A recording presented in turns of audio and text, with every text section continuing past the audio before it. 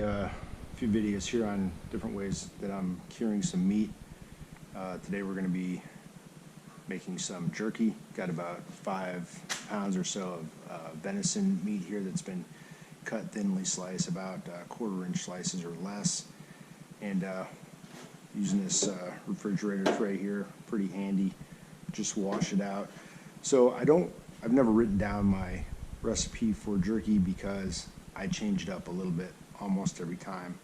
I make it different for myself than I do for my kids and for my current spouse. But this time I'm just gonna do a big batch up here. So I cheat a little bit with my first ingredient. I just get some kind of cheap marinade. This is a steak and chop one. I use garlic and herb and different flavors just to mix it up a little bit.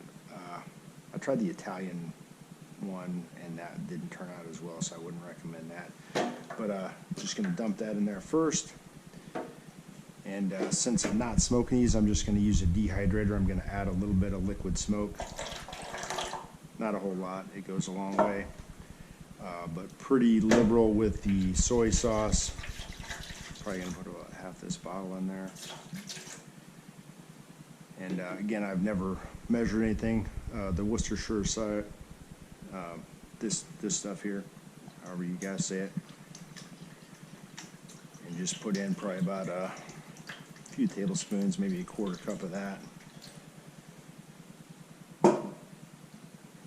Pretty fair amount of. I'm going to dump in this rest of this bottle of apple cider vinegar. And then I also throw in some red wine vinegar. It comes out pretty slowly. I've tried the white wine vinegar, but that doesn't taste quite as good in my opinion.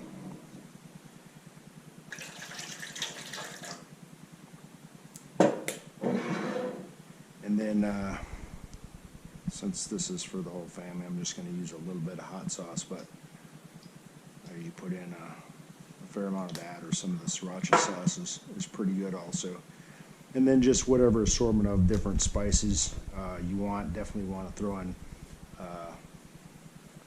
quite a bit of black pepper. Can't have too much of that. And then I've got some steak and burger seasoning, seasoned salt. You always want to use plenty of that also. And then got some paprika. That actually doesn't add a whole lot of flavor, so you can use a little or a lot. I don't really notice a difference with that. And again, depending on who I'm making it for, I use either more or less garlic, and I'm not going to put any onion in this today. You can also use the minced garlic, so you get some pieces in there. A little bit of meat tenderizer.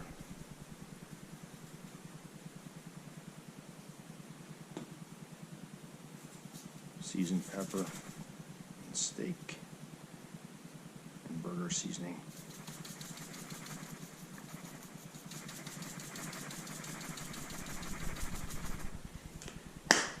And then finally, for more volume, is a can or two, or in this case, I'll probably do 3 cans of Dr. Pepper.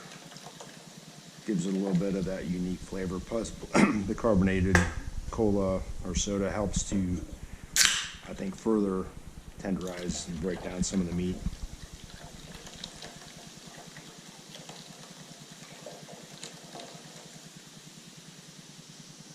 Wait and see how much we got here. So then just mix it up real good, and I'm gonna add the meat in there. Like I said, it's right about 5 pounds. And then I'm gonna let this sit at least 24 hours in the refrigerator. You don't want to leave this sitting out.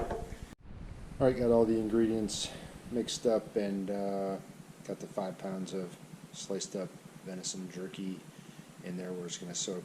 One ingredient that I forgot to put in there initially that I almost always put in is put in about a 1/4, maybe a 1/3 of a cup of sugar. I've also used brown sugar in the past.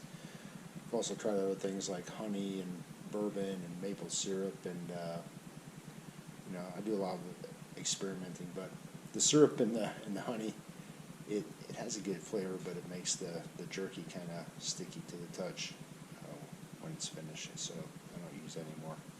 I do throw a couple shots of bourbon in there once in a while, though. Alrighty, gonna go put this in the fridge and check back tomorrow. Alright, our jerky's been marinating for about 2 days, and I've stirred it around and mixed it around every 12 hours or so. So now we're going to put it on the dehydrators. I've got 2 separate ones here. They both work fine. They're cheaper models, but they work fine. And it takes about 24 hours usually, and that's me flipping the meat over and changing the arrangement depending on the thickness of the meat. But basically, I just take each piece out and lay it on the rack, just so they're not touching each other or the sides.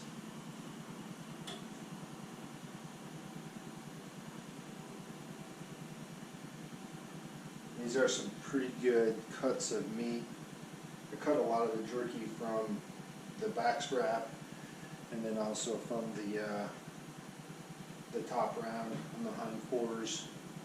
All right, I was able to get all that 5 pounds just on the one dehydrator. Got all 7 other racks filled up, and put the lid on. It's got little vents here, depending on the airflow. So this one doesn't have a fan in it, it just has a heating element in the bottom. I don't know what temperature it is. Like I said, it's pretty cheap model, it doesn't have the temperature adjustment. I'm guessing probably it's around 10, 120 degrees, somewhere in there.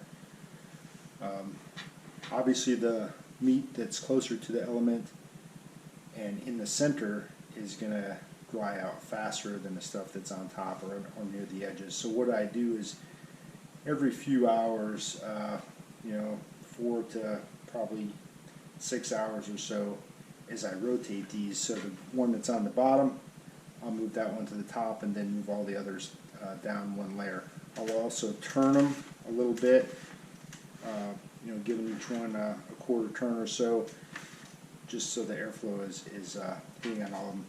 And before I go to bed tonight, actually maybe in it's about noon right now, so maybe in about 8 hours, what I'll do is I'll flip all of these over one time, and then just continue to monitor them, and as they dry out, I'll take the pieces off, and then I'll continue get fewer and fewer trays. And the bigger, thicker pieces are going to take, they could take up to like 30 hours or so, and the smaller ones will be done in 16, 18 hours. So that is the process for that. Alright, so we're about 10 hours into the drying process of this venison jerky on the dehydrator. I've rotated and turned the trays every 2 or 3 hours, but now it's starting to get a little bit dry, so I'm going to just go in and flip over. Already sticking a little bit. Maybe I should have done this earlier. No, they're fine. So I'm just going to go ahead and flip each piece over, and like this guy out here is really, it's a little bit thicker and still pretty moist, so I'm going to move that one a little closer to the center. Like I said earlier, they dry closer to the center than they do on the edges. Alright, here's our jerky. It's about 18 hours since I put it on there.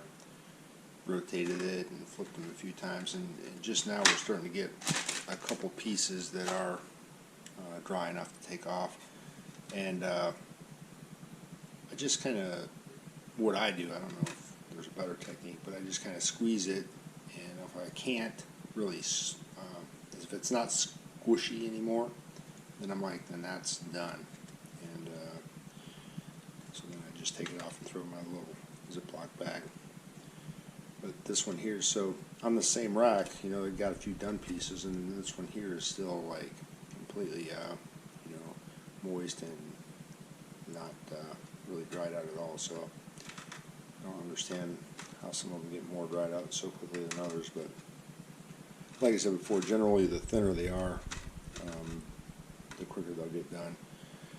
All right, but that's how I make my venison jerky with my secret recipe. Thanks for watching.